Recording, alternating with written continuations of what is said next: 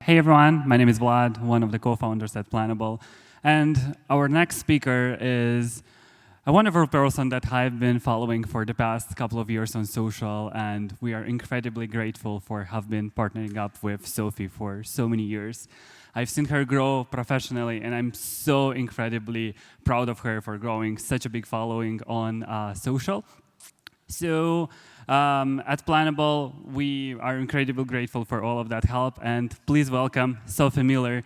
My name is Sophie Miller, and I am the founder and director of an online community and business called Pretty Little Marketer. And today, I'm going to be talking to you about how I have built an engaged online audience of 600,000. And now, despite that many eyes on me and my spelling mistake-filled copy on social media, you guys are terrifying. And there's not 600,000 of you in the room, thankfully. And now I don't have a NASA spacesuit, although I wish I did. I don't have a super cool American accent, although I can try my hardest. But I do have 4 quick reasons why I think you should listen to me today. And number 1 is because I am an only child. Do we have any other only children in the house? Woo! We love to see it. Now, what you need to know about us is that we've been on many family holidays where we have been forced to make friends because we don't want to play mermaids in the pool by ourselves. So I'm really good at making friends. Number 2 is I'm a Gen Z baby. Any fellow Gen Zers in the house? I see you, I see you. We are the future, right? That's what we're always told. And my mum says, I know everything. So number 2. Number 3 is you have to because I'm on stage and you are not. And number 3, I don't tell myself this often enough. I'm quite good at community. So much so that it is now my full-time job. I do it all day, every day, even on the weekends, because I love what I do so, so much. I run an online community of 600,000, which looks like sharing content every single day, even when I don't want to, on Instagram and LinkedIn. I have a weekly newsletter. I work as a quote-unquote influencer, or content creator, if you prefer, with wonderful brands like Planable, of whom I absolutely love. And I also speak at really fun events like this. But it wasn't always this fun. I wasn't always up on the stage in my pink, having a good time with loads of lovely people. It was pretty lonely back when I started. I'm going to revert your minds back to a time none of us want to revisit, and that is June 2020. I was a second-year student. I was 23, in my prime, in my youth. I was 23 years old, and I was studying marketing, advertising, and branding. And my university experience came off the back of 3 years working in a local job center, getting shouted at on the phone all day, every day. And I head to university to solve this big life question of what do I want to do with my life? I'll get a degree. That'll solve everything. Then I'll get a job, I'll get paid, I'll pay a mortgage, I'll have a family, I'll do all these things that I'm supposed to do.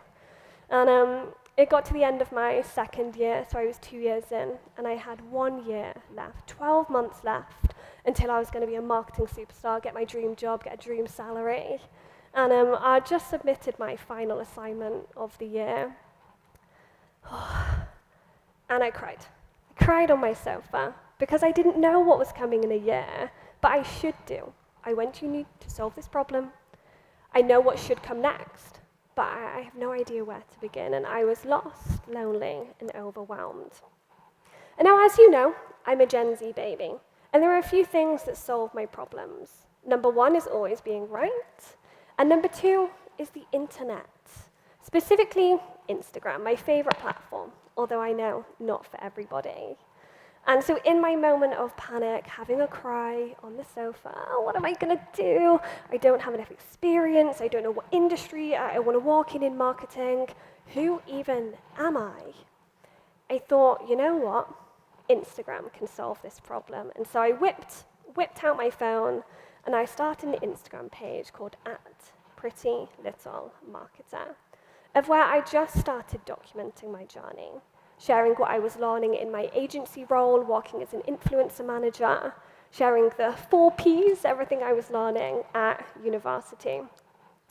And what started with a hunt for a solution, what do I want to do? Who am I? A desire to connect over something shared, being a new marketer, entering an industry that's actually really intimidating. You guys are quite scary. And what we do is actually pretty hard, despite what some might say.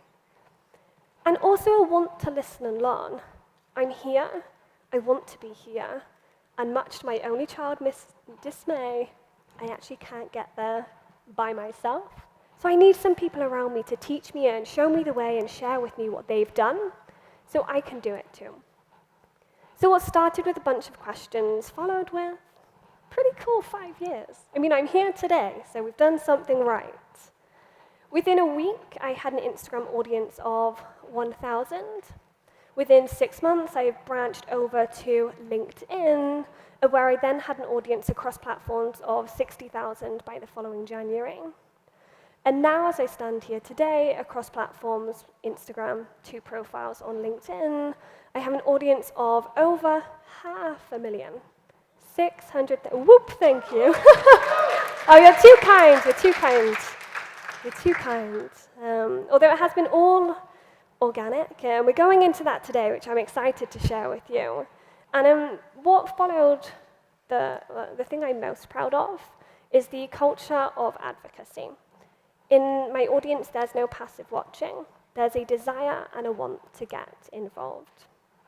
Now, I feel like as marketers, or social media marketers specifically, we, or I, have a tendency to demonize following.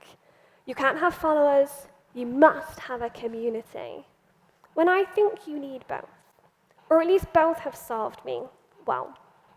Some of you in this room might see Pretty to Marketer or myself online and follow along passively. You see it, you might learn something, you might not, and then you will scroll on. Some of you might see it and talk about it in the workplace tomorrow. You might save it. You might look for ways to get involved. And I need both of you. I need my followers to drive traffic to my profiles. I need them there to double tap, whether they comment or not, to please the algorithms and expand my reach. But I need my community to keep people there. So while I think both are important, and don't tell LinkedIn I told you this, because I feel like they'll be angry at me, I think there's a difference between the two. And there are kind of 3 ways, or 3 bullet points that I use to distinguish whether someone is a community member or a follower. And number 1 is that community members see themselves in your brand. You look at the marketing meetup and how they are positively lovely, and you see that reflected in you. You want to get involved because it feels like a bit of you, rather than the people that passively watch, and they just see. Number 2 is that you have your followers. Your community are followers who become voluntary advocates. So when you are sadly back in the workplace tomorrow, oh my goodness, I did this thing yesterday, it was awesome, you have to check them out on Instagram.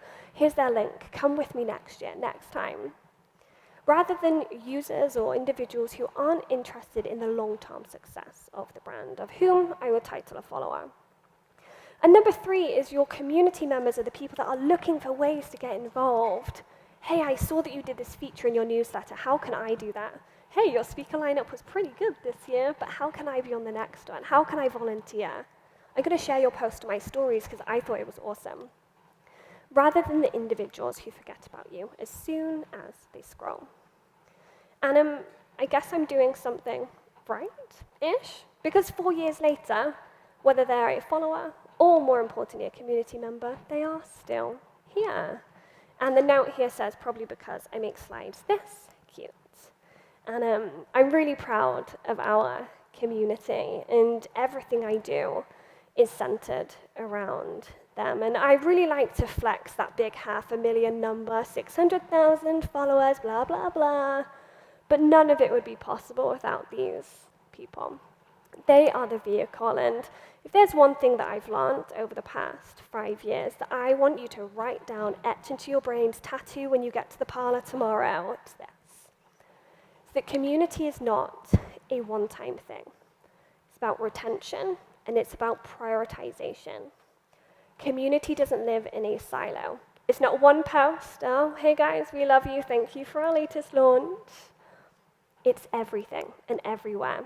And true communities transcend platforms, formats, and content types.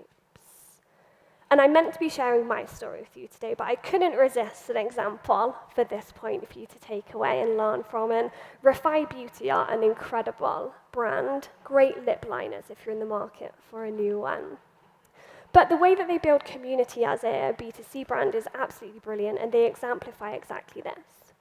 At every single touch point, you, as a follower, customer, advocate, are prioritized. You have an opportunity to get involved, whether it's in a broadcast channel, which you can see up here, where they ask questions, they want feedback, they will send you free products for feedback. Whether it's at their in-person events, of which they do many, for their customers, prioritizing them over influencers these days. Or even really simply, if you do anything when you get home, back on your phones or back to the desk tomorrow, it's making people feel seen in your comment sections. Stop leaving them hanging. And the goal is for multiple members, your audience, your community members, to connect across multiple touch points, not just one, not just a single post, in an integrated ecosystem. Whether it's your Instagram stories, whether it's your feed post, whether it's your broadcast channels, your newsletters, how are you doing community everywhere? And a stat that I found really interesting, this is from Tumblr's 2024 State of Community report. It's free, it's on their website, the design's really cool, really engaging, and there are some really eye-opening numbers in there. But the one that I found most interesting and relevant for you guys today is this. And it is that 62% of Gen Z and millennials agree, and I would agree, being in that bucket, that when it comes to social media, there's too much media and not enough social. Would you agree? Yeah, we have a few nods. I think I would too. And I think the reason why brands like Refy stand out so much, or the reason I'm able to stand up here today with a large community, lots of success, great engagement, is because there is too much media and not enough social. And it's what we crave, it's what we're looking for. And I think the problem comes here from us as marketers, social media managers. We separate ourselves from our audience. It's brand and people, brand and customers, post-audience, post-engagement, rather than us as people. It's just a brand account, or it's just a bit of content. Early on in my PLM journey, I started as a student. A year later, I graduated, and I went straight into freelancing as a social media marketer with some of the world's biggest brands. And I didn't want to be just another social media manager. I needed a USP, right? I need to sell myself somehow. And so I worked with brands on community-fast social media strategies, and often had this tussle. You know, well, what are you doing for your audience? Who are your audience? And we could figure all of that out. But translating that through our content was where we stumbled. The one thing that we found really difficult. And so I came up with this thought of connection points, the shared ground between you and your audience. And it's something that I think the marketing Meetup do very, very well. And I've got two other examples today, or one. Maybe I've got one as well. Oatly use connection points. I don't know if they know it or not, but they do so brilliantly.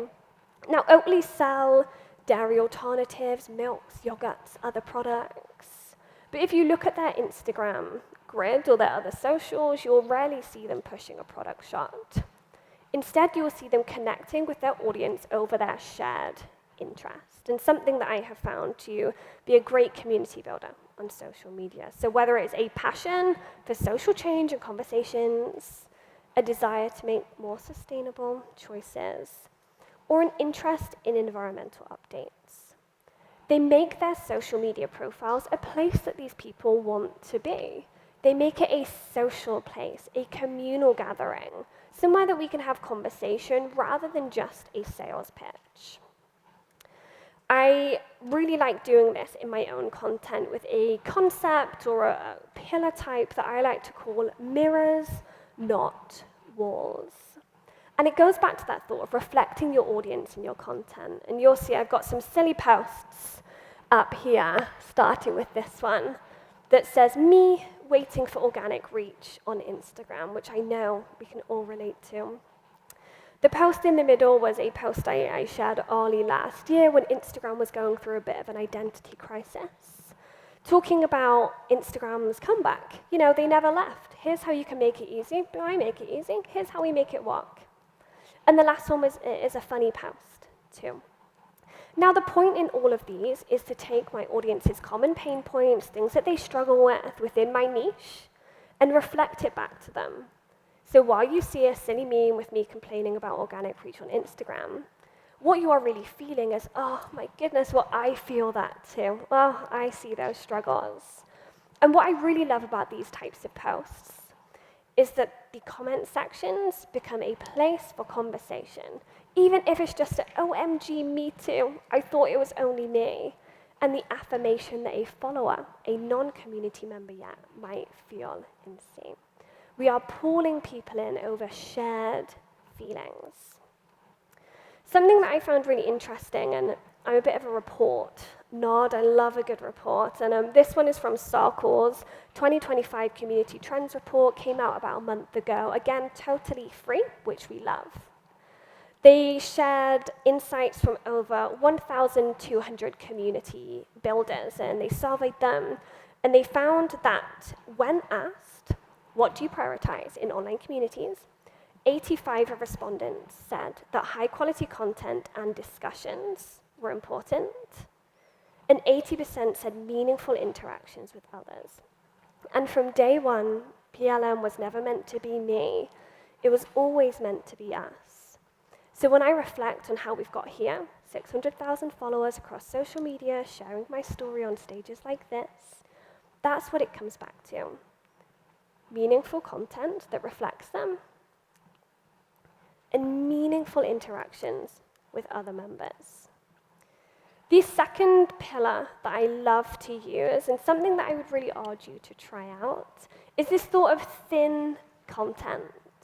And when I freelanced, my managers and bosses hated this, absolutely hated it, because it doesn't nurture, it doesn't sell, I'm not driving anything, I'm not driving traffic here, there, KPIs, blah, blah, blah. It's content purely created for engagement. I don't care what it does, where they come from. I just want people to like, and I just want people to comment. And I think this one from Poppy is probably the best example up here, although I'll obviously leave these on for you to have a look at, where it's almost like those 90s or noughties magazines where you go through and it tell you which celebrity crush you're going to marry. And you've got like a Poppy quiz, and at the bottom it tells you which drink flavor you are, or which drink flavor you should have. Rather than like, hey guys, new product, have you seen our cola? Have you seen our lemonade? Like actually, oh, Poppy, like fun post? I didn't know you did this flavor. Awesome, I'm gonna check it out. So we're subtly selling, which is always good news for the KPIs and the bosses in the back. But two, it's really fun, it's really engaging, and it prompts and encourages conversation. Thin content.